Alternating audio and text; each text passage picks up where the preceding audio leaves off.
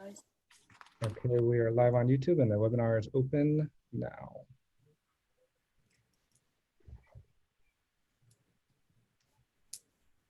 Hello. Hello, everyone. Can you hear me? Okay, we are live on YouTube and the webinar is open. Oh, so I'll start now, right? Okay. So welcome to friends. Here's today is our first evening with the administration. Thank you so much for coming and joining us. Guten Abend. Herzlich willkommen und ich hoffe, Sie haben wunderschöne Tage. Und we would like to have the admins today with us, as usual, once a month, evening with the admins. So thank you so much, Principal Bowders, Mr. Truckers, and Principal Truckers, and Superintendent Mr. Shareda. And I will just give the word to you guys. And one more information, everybody can ask you questions. We have a chat room here, please share your questions, and the administration is going to go through that and they will answer your questions. And if you want to say something, please, there's a hand button. It's like raising the hands. Feel free to connect. And yeah, let's start. Mr. Frabauders, Mr. Truckers, who is going to start? Or Mr. Shareda? Yeah, good evening, everyone. I'm gonna start with a kind of a 30,000-foot overview, and then the principals will speak in more specificity about their particular schools. Thank you to everyone for joining us. I know we're competing with the first San Diego Padres playoff game in 14 years, and so I'll forgive everyone if you have a split screen and you're also watching the Padres, although I'm not sure they're gonna win today. I wanted to start with a number of items kind of in advance of us answering specific questions, because this may help address some of them in advance. And then if you have more specifics, you can put those in the chat.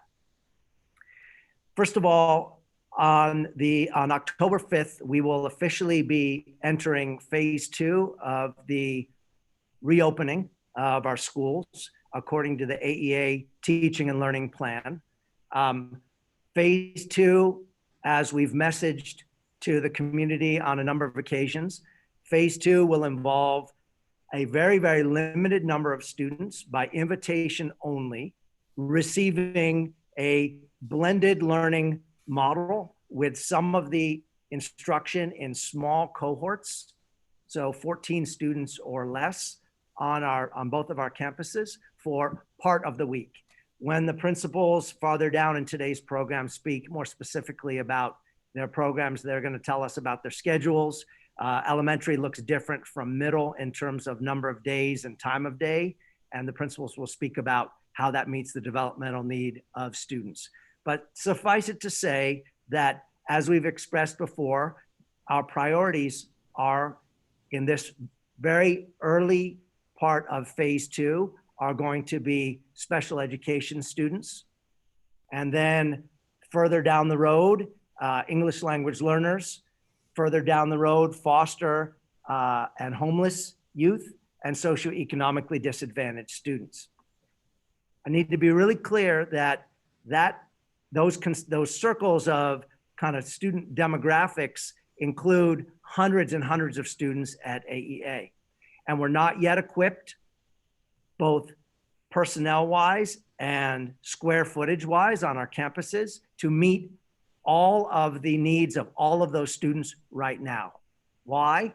Because for the most part, the reason is that the county, and under the direction of the state, has set the size of cohorts at 14 students or less, with no more than 2 adults working with them.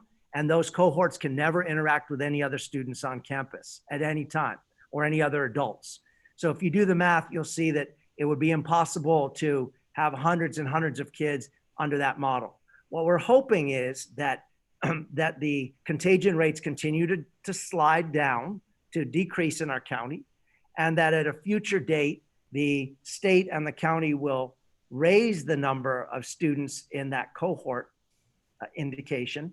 And when that happens, that would allow us then to expand phase 2 and then ultimately head into phase 3. We've surveyed our parents. We also surveyed staff.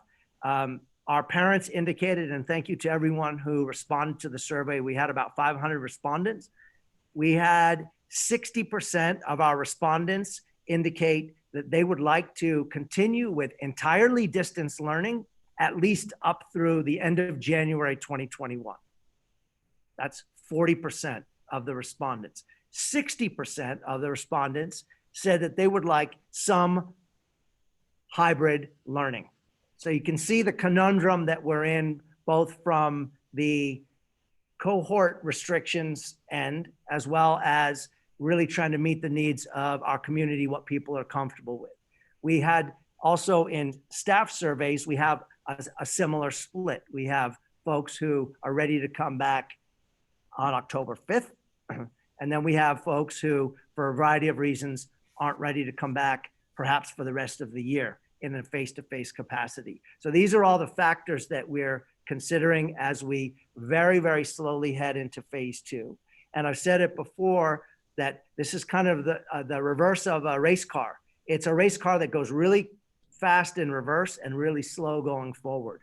So we're going to go very, very slowly into this first step of phase 2, but be ready to go very quickly in reverse. We've always said, and we indicated in our plan, that we'd give 5 days minimum notice for moving forward, but we might need to give 5 hours notice for moving backwards if the case presents itself. So that's just kind of where we are. The principals will give some more specifics about their individual schools. Second piece is Canvas. You've received messaging about our new learning management system. We've been using it for about 5 weeks now, 5.5 weeks, and staff has really only been exposed to it for between 6 and 7 weeks. So this was a over the summer implementation, training, rollout, and so we're all learning, and that's certainly not an excuse, but I think we can all understand that, you know, this is a technology tool, and we all come to it with different number of tools already in our belt. Some of us have a lot of tech tools. Some of us have already used Canvas. And then there are others for whom it's new.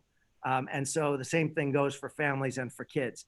If you're interested in learning more about Canvas, next Tuesday, the 6th of October, there's a parent university from 6 to 7:30. Apologies that we had to reschedule it. It was supposed to happen last night, but the presidential debates coincided with that. Anyway, I think our parent university would have been more peaceful than the debates. But in any event, it's important that we're civically engaged. So we moved it forward. We moved it back by 1 week. So I anticipate we're going to have a lot of interest in that parent university. So please, if you're interested, we'll have translation for that. And our team, we have a team across both schools that has been, they're really the master users of Canvas, and they've been training the staff. So keep an eye out for that. We're also working on a couple interesting and I think meaningful initiatives across our schools. One is an anti-bias, anti-racist group or a group of practices. ABAR is the acronym. And this has been a group of educators across both our schools that have been working and doing study in this area since the spring. That will then become part of a formal professional development series that's going to be happening at the end of October and into the rest of the year. So you'll definitely hear more about that. We're also going to be working with a trainer, Dr. Ernie Mendez, who has worked with us before, and he is coming back to help us with, he's really an expert in keeping students engaged in learning. And so he has really transferred his practice to the virtual sphere in this new reality that we're in. So we'll update you as we go forward in that as well.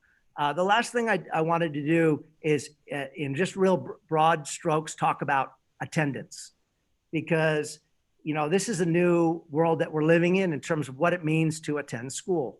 Normally, you drop your kid off, or your kid walks, or kid takes the bike, or kid takes the trolley, or the kid takes the bus, and they go to school. And if you don't get a call from the school, you assume they're here and they attended, right? And if they attend all the days, they get a pizza party or something at the end of the year. Well, we're in a very, very different environment here. And so we're actually taking attendance in a number of different ways. We're taking daily attendance. We're also taking weekly attendance. And then we're taking a measure of engagement. So the state has given us direction that from a learning standpoint, they've set this 60% threshold. So when a student is engaged 60% of the time or more, then that by the state's metric counts as engagement, and that they've been engaged in their learning. If it slips below that, it's incumbent upon us to intervene, to do everything from email, phone call, home visits, calling and seeing if the parents need technology support, if folks need to be walked through Canvas. Sometimes it's as simple as, I don't know how to log in. I lost the link for the Zoom call. And so, I'm 11 years old and I'm just going to go play with my friend instead of being in class. Other times it's a deeper issue, and we try to address that. It's really important that people understand that we're trying to be as flexible as possible with what it means to be in class. So if a student logs into a Zoom call for half an hour, and then there's something that comes into their life that they have to stop that and then come back later for some asynchronous learning, that's the same as if that student had stayed live for the entire Zoom time, as long as they continue that engagement piece. We're trying to be as flexible as possible on that. This is not a punitive thing, but it's incumbent upon us to be able to measure and be able to track so that we can support, not punish, but support when we see a student disappear from the radar. And usually almost always, it's not because a student said, you know what, I want to just blow off school and not do something. It's because life intervenes.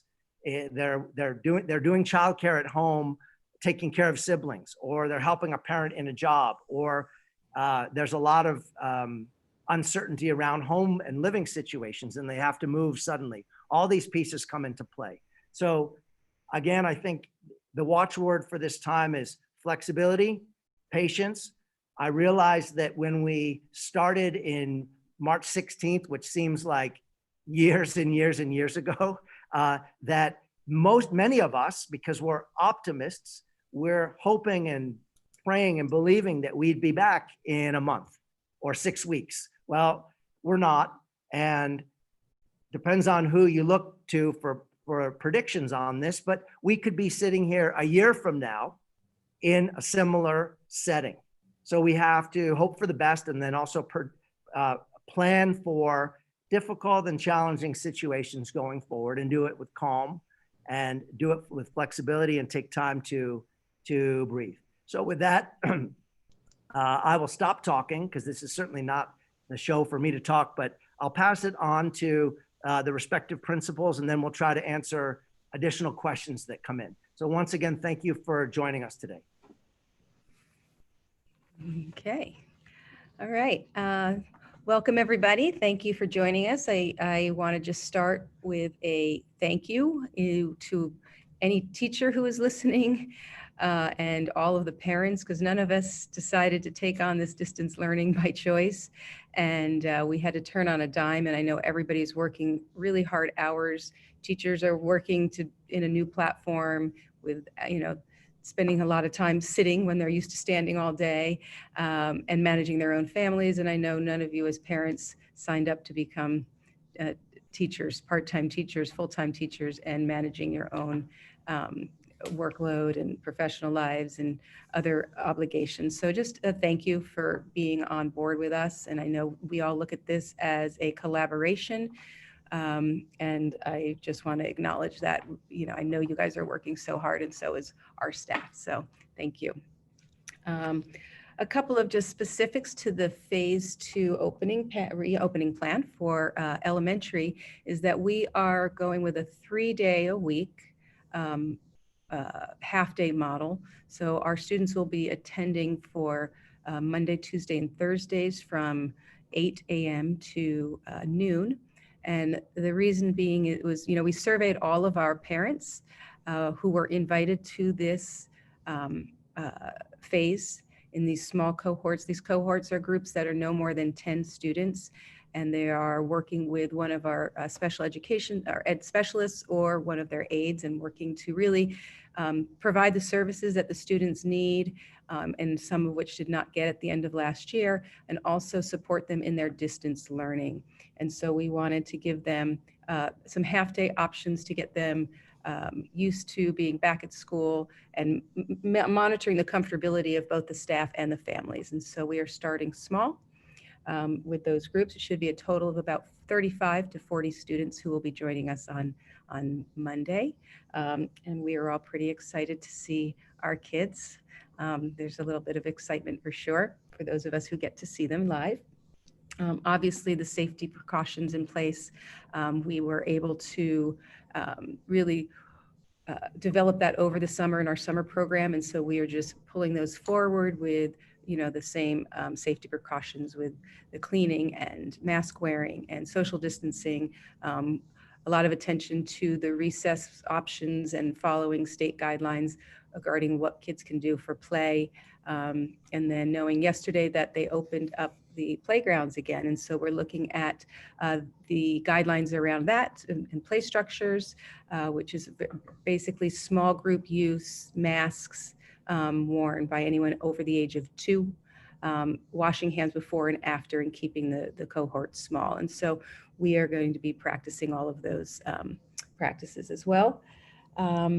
Wanted to talk a little bit about our PD for the year, and Dr. Shreda mentioned ABAR and Ernie Mendez, and I wanted to go a little bit into the ABAR, which is the Anti-Bias, Anti-Racist coalition group that was formed over the summer. And so last year, obviously, as a result of the Black Lives Matter and the protest issues that came up, there was a lot of parent requests for us to take action. There was a lot of staff request for us to take action. And so over the summer, a coalition was formed across both schools, and they started looking at resources and discussing their own concerns. The team had decided that they really wanted to focus on our staff first before we push it out to the community. And so they looked through resources, and they have gone with a professional development training that will be done virtually through the Anti-Defamation League. And it will be a 2-day series for us. The first will be on Wednesday, October 28th. Let me just make sure that is correct. Yes, October 28th. So all of the staff will be starting their morning meetings and do their morning Zooms, but then we are going to go into an hour and a half whole school staff development on that day. And then on the scheduled professional development day, which is November 2nd this year, which is a Monday, we will do part 2 of that training. And that training really includes looking at ourselves and our identities and how biases shape our identity and our lives and our present in our lives. It's exploring the difference between explicit and implicit biases and how that can actually affect our students. And then looking at ourselves organizationally, how can we respond to incidents of bias and also eventually prevent them. And so those are the areas that we are looking at as staff, and it includes eventually looking at our curriculum as well as just our organizational structures. Once the staff feels trained, then we will want to include parents and the community in this venture with us. And so I want to give a little more detail of that. In addition to the professional development around ABAR, we also are continuing to support our teachers in Canvas. As Dr. Shreda said, we've all come in at different levels. We are looking at ways to create, there's some people, like we said, not experts, but a lot of more comfortability with the platform, and people who are still need of support. And so we are surveying our staff, looking at their needs and developing a plan to support. The teams are working really incredibly well together to learn from each other. And in addition, a lot of our teachers are also parents, so they have the lens of not just the teacher, but they're also looking at their own student and supporting their students. So those conversations continue to be very rich between our staff of how to keep improving the product and the instruction and accessibility for all students. This is also a IB, PYP, International Baccalaureate Primary Years Program Evaluation Year. So we were originally authorized as an IB school in 2007. And so after that, we had a 3-year evaluation visit, and then we have 5 years after that. And so this year will be another evaluation. You might recall getting some parent surveys in the spring. There was parent surveys, there were student surveys, there were staff surveys. We are disseminating all those surveys and creating an action plan from there. And so that is a big piece of the work that our teachers are doing to create the action plan of what are our next steps. We are expecting a visit from IB in the spring, March, whatever that visit may look like. So we are just preparing as a staff for that. And we are predicting it'll be virtual. So it'll look like no other visit. And I've kind of been doing this since the beginning. So it'll be different. We don't know exactly what to expect, but that is a big part of the process that we're going through for our professional development time this year. In addition, I just wanted to, I know Dr. Schroeder talked about our attendance rate. And as an elementary school right now, we are at 97% attendance, which is actually quite good. And then the disengagement rate, and that's that those students who are disengaged for 60% of the time or more. And so when we've been looking at that at a weekly basis, and it comes down to about, for elementary, about 10 kids, which is about 1.25% of our population that we find each week, has not been meeting that threshold of being in school for 60% of the time. So I think I mixed that up, but yeah, 60% of the time or less that they're not engaged. And so with our staff, we're constantly making phone calls, walking through with Zooms to go through Canvas for parents and logging in and finding ways to try and connect those students or give them the supports they need in order to be connected. We are scheduled for a back to school night, which will be next Thursday, October 8th. And what this looks like for us is that teachers are going to be putting together their slideshows and their presentations like they normally would. And they're going to be recording a video of that slideshow and pushing it out to everybody. They'll be pushing it out at 5 o'clock. They're not live this year because we know you have multiple students in multiple schools, and we wanted to make sure you had access to the information. They're trying very hard to front load your questions. And so if you do have questions that you want answered, go ahead and email those teachers. And then we'll also, after the event, push out information that they hear from you in terms of any questions that come based on the presentation. And so I know a lot of your teachers have been just in constant communication with you, and I think the teachers are feeling good that they are at least offering office hours and time to support. And so I know this is just another place where all this information will be in one presentation. So, and then German Spirit Day is on Friday, and the elementary school will be celebrating that. Feel free as kids to wear your German colors. There'll be some presentations and videos for the kids to talk about or to view. And then depending on the grade level, information about actually what that German unification looked like and what's the meaning behind it for our families and at a developmental level. And then you guys, as friends, you guys are doing your pretzel sale, and I think you'll probably talk about that a little bit later, Peggy. And that will be on the elementary campus from, I think it's 3 to 6, but I will let you guys talk to that. Okay, thank you. Oh, don't forget, David already said it, Dr. Shreda, but I know some of the questions that came in were around specific to Canvas, and so we're not going to delve into that tonight, but we are going to encourage you to go to the Parent University next week. Okay. Good evening, everyone. I just want to start off with a deep sense of thanks and gratitude to our parents who've been so supportive, to our teachers. The change and the shifts that we've done in teaching and learning over the last 6 months have been monumental. And I would just like to shout out to a few people who have really been incredible in their support and their commitment and dedication.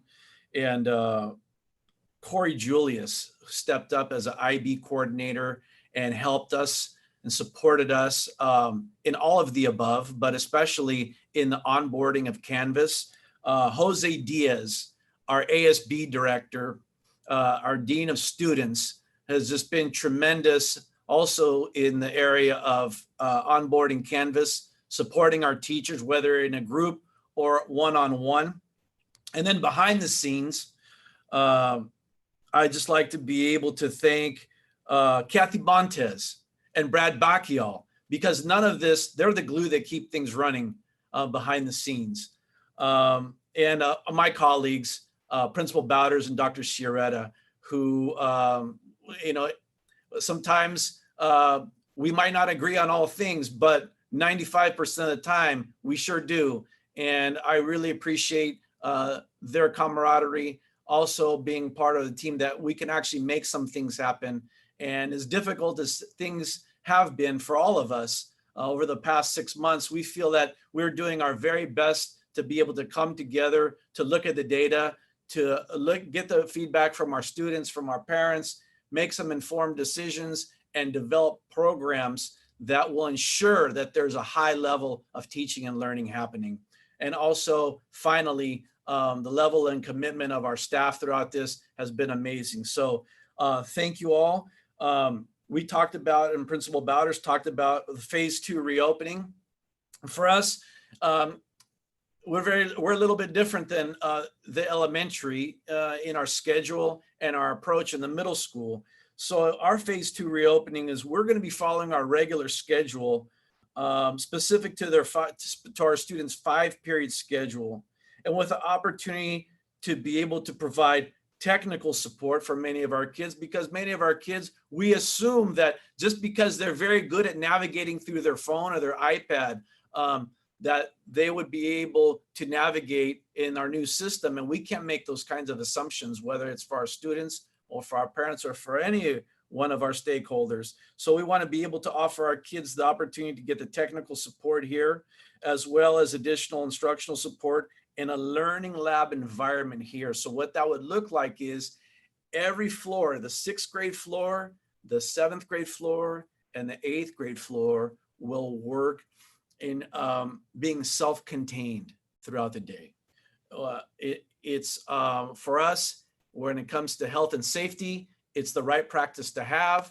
Lunches will be provided in the classroom. Mobility will be limited, but we also want to make sure that the kids are going to get the opportunity to get out of their seat and to be able to get some fresh air, but all of that stuff will be structured very tightly. So that's kind of what it's going to look like for us. 38 students, and we'll be able to have our support people in place, whether it's our ed specialist, our aides, our SST, our student support team, who will be able to help, support, motivate, inspire, do whatever we need to do to ensure that our students are connected. And that's the operative word, connectivity. And that's why we're reaching out to our families to be able to say, hey, let's be partners in this, because we've got them connected. They're hooked right now, but how do we keep them connected? So that's the piece that we'll continue to work on, because We know that a huge piece of that comes from dynamic and powerful learning plans, lesson plans, and giving our students an opportunity to want to show up online the next day. And that's something that I know that our teachers are very, very committed to. But to share with our parents is what that connectivity piece looks like. And, you know, for us, we've been very, very fortunate. Our connectivity our attendance has been about 98%. Which sounds amazing. That's better than what our number was at 97, 97.5 in live instruction. But of that 98%, 86% stayed connected throughout the entire day. 86% stayed connected 100% of the day. And that was of last week, right? Now, like Dr. Sharetta said, life happens, things happen. Maybe our students had to check out and be able to provide support with a younger brother, younger sister. Maybe that was the only time they get a chance to eat during the day. Who knows what might have happened? But what we don't want to happen is that it becomes behavioral, where students start to pick and choose what classes they want to attend. And that's where we need the help and support of our parents. 86%, 100% connectivity as of last week. And this week we're seeing it drop to 78%. So we want to be able to have a collective message to be able to ask for that extra level of support from all of our stakeholders to be able to make sure that our students are connected as best they can throughout the entire day. And if not, we understand we have to have some flexibility. But also some things that I want to share is we are looking into bringing on board now, and some of these enrichment activities and classes have started in after school. Whether it's ASB and our efforts through Mr. Diaz and what he's doing in developing student government and associated student body, whether it's music. And I know that Mr. Klein, who's probably one of the most amazing, music teacher I've ever seen in 24 years. We're very fortunate to have here. I know that he's working hard at developing a guitar, a strings program for our students after school, along with what else he's doing after school. We started to develop a 7th grade lunch bunch, which is a little breakout room. And with our 7th grade English teachers, we had over 50 students show up to that. And that's how much I feel that our students are missing that social engagement, which is so important. Math Counts with Mr. Ray, which is after school math tutoring. We're also looking at bringing on some German theater arts and tutoring. We'll have more information about that in the next few weeks as well. There's an industrial arts piece that we're looking at getting off the ground in the next few months, which will help our students be safe in an industrial environment and working with tools, and also making something that they'll be proud of and something they'll have for the rest of their life. More to come on that. Ms. Julius, again, online library and a library club that's available for our students and for our parents as well. And then we're also looking into opportunities to develop some labs for our students, an opportunity for our kids to be able to get their hands on something. And whether we're gonna, and it looks like if we have to be able to give out kits and supplies whatsoever, we want to be able to make sure that in the spirit of connectivity, that we're also providing something for our tactile learners out there and give them the opportunity where they can get their hands on something, whether it's through a project in the industrial arts, whether it's through a project through their biology class, through their physics class, whatever it might be, that we're looking at developing projects for our students that they may be able to have a hands-on approach to their learning. And also, lastly, I want to share something that was interesting. I don't know if something is going to come out of it, but I want to thank Roxy for this. Earlier in the month, I had a conversation with a Bundesliga team, Schalke 04. And we looked at how we can possibly develop a cultural exchange and what that might look like. Very difficult when you're trying to organize something like that between a Greek and a German. But I messaged out to them a few weeks ago. I know I'm going to give them a week or two to hear back, but we had a very, very good conversation, a very, very good Zoom with the president of marketing for Schalke. And we took a look and we shared with Schalke our community and a couple videos of our kids in our school.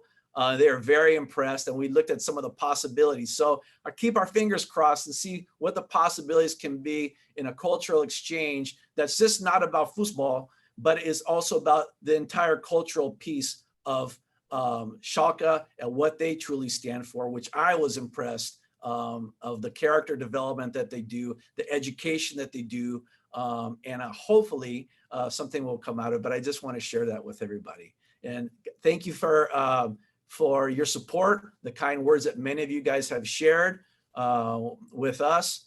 There's still a lot of hard work to do, but we're going to do the very best we can, one day at a time. And thank you all. If the group will indulge me, I just had a couple comments of additional pieces, and then I know that there's some Q&A coming in, so perhaps the principals can take a look at those that just popped up. A couple things that need to be mentioned is that all students participating in the blended learning, the components of the blended learning in phase 2 that take place here on campus will have access to free lunches. At the elementary campus, the lunch is at the end of their day, so to speak, before they leave. So grab and go capacity. In the middle school, it's in the middle of the day. And then we are continuing our lunch, providing lunch to the community as we have since March. So we're approaching 100,000 meals distributed to our local community, to Einstein families, as well as anyone in the neighborhood age 18 and under. So again, it makes me proud to be part of a community that's committed to that.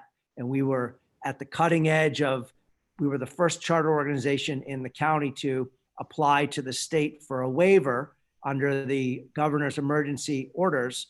And so we were given this special provision that we can then be reimbursed by the federal government. But it's not about the money, it's about making sure that food gets to people. And I think that we haven't yet really felt the full economic impact of this pandemic, because with government assistance programs that have been kind of propping people up, if that goes away in the new year, there'll be even more of a need to continue to serve our community.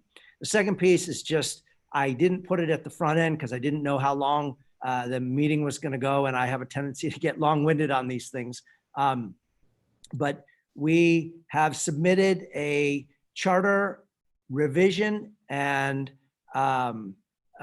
renewal process to the school district about a month ago. And so we talked about this before, but in essence, what it's going to do is it's going to add over time high school grades to the existing middle school charter document. And then over time, wrap the elementary grades into that document as well, so that when this whole process is done, we'll have a K-12 program with the first kids in 9th grade in seats in fall 2024. It may seem weird to be thinking about those things during this challenging time, but the process of, for example, obtaining a facility and obtaining facilities bond monies, that has been marching forward. Construction was deemed an essential sector. And so that's been going forward. And so we knew, and with support from our board of trustees, that we needed to keep our foot on the pedal and not fall behind. So on November 3rd, the San Diego Unified School Board, if everything goes according to plan, will have an initial hearing of our petition. So as that date gets closer, I'll message out to the community in terms of, obviously it's a public meeting, so anybody can go, but depending on what the needs are, if we have to have a more organized presence there. But very exciting. And so that's a track that's heading, not always at the front of people's minds, but the train is moving forward on that. So thank you so much. That was so much information, and I'm sure the parents, they need it. And maybe we can start with the question, Q&A. We have you there.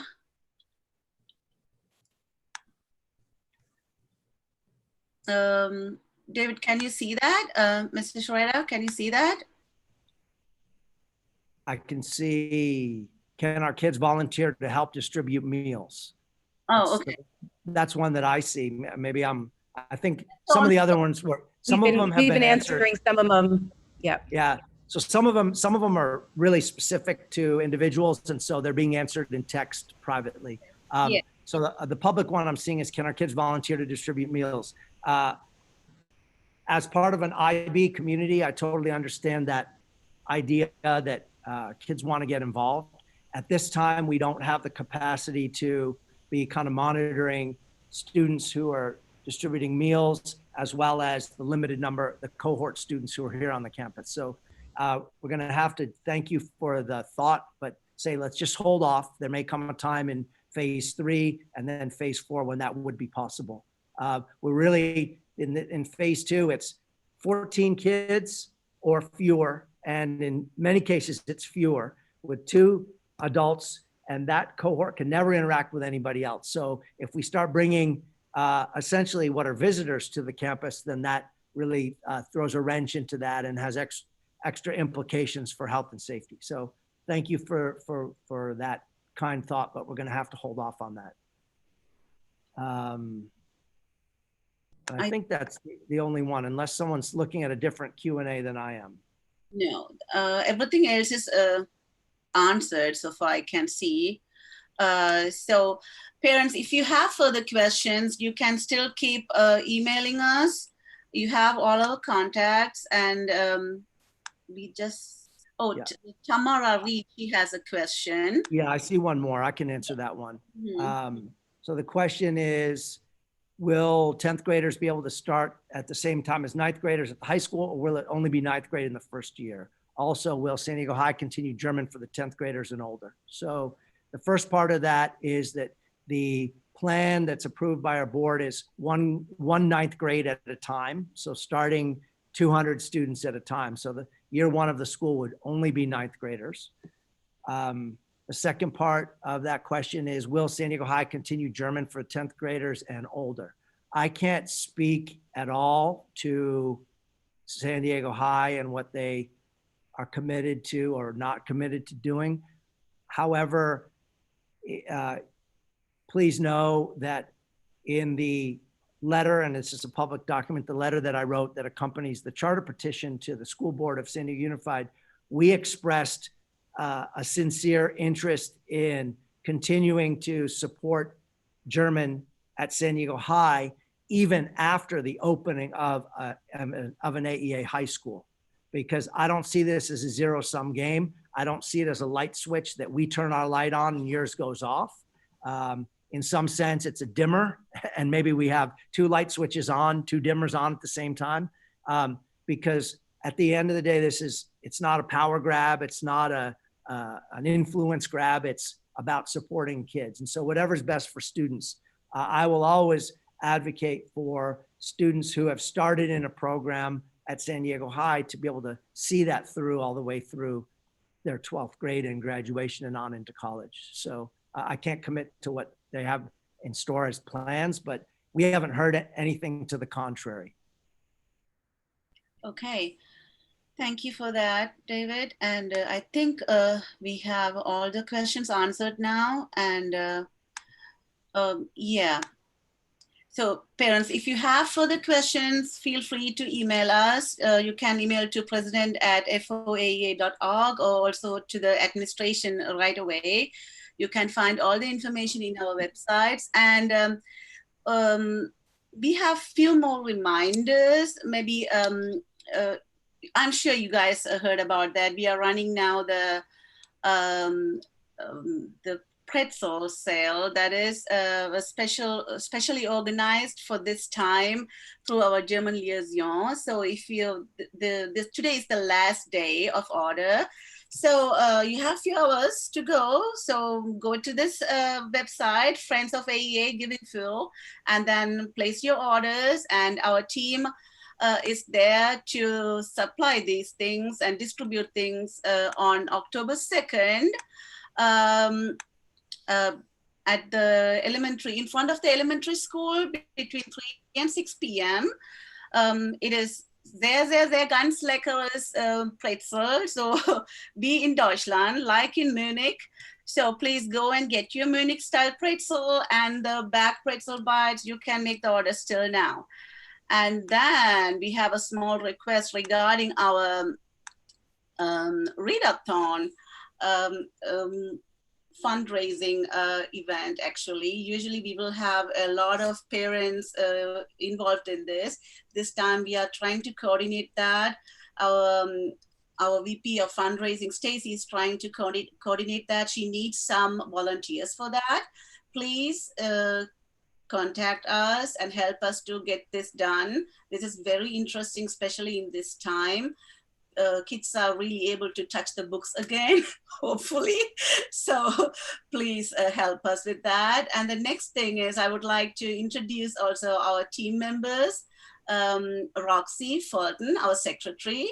She has some information for you regarding staff grant. Roxy, would you please take over? Sure. So if you don't know, Friends grants up to $10,000 every semester to our staff at AEA, both schools, for initiatives, and things that we've granted are like audiobooks, headphones, some curriculum materials, campus beautification projects, the outdoor classrooms. So the teachers apply for these things, and then we have a committee that selects the recipients each semester. And it's a great program and we're proud of it. And we really think that we've been able to help our staff get some really neat things for our students to help them with their education, even beyond the classroom. So we have a committee, and I'm looking for a middle school parent to help us sit on that committee so we can select which grants we want to fund this semester. And the commitment is about an hour and a half. That's it. We'll have a meeting via Zoom and you'll get all the information ahead of time. It's actually a really fun process. So if you're able to help, I think we'll have that meeting in the next, hopefully, 3 weeks. My email is at the bottom here, secretary@foaea.org, and just send me an email if you're interested. Thank you. Thank you. I would like to introduce our communication lead, Zirin. He will explain you a few things.